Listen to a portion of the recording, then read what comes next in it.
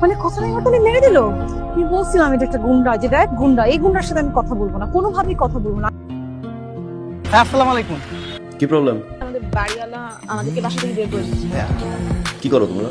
আমি স্টুডেন্ট আর মিডিয়াতে কাজ করি, মডেলিং করি। নায়িকা? ফিউচার আমি কথা বলবো। যদি মুখে বলে কিছু করতে পারি তাহলে। শাহানার মারামারি করে না, মারামারির বিচার করে। কেমন আছে? ভালো আছি বাবা, তুমি কেমন আছো? কি ব্যাপার? চারতলায় মনে করেন শুয়ে থাকে। ওই যে বদমাস মায়াগুলা, কেন? ওই যে মায়ের নিয়ে থাকবো। আবার ইদানিং শুনতেছি হ্যাঁ নাকি ফিল্মে কাম করে। ফিল্মে কোনো ভালো মায়েরা কাম করে? মিডিয়ার কয়টা মানুষ ওখানে? জানি না বাবা। ওই যে মাইন্ড সে কয় না জানি না, না শুনি না, কারো সম্পর্কে ওপর দিবেন না। কারণ আপনি বুঝছেন আমি কেন আইছি? তুমি চিন্তা করো না,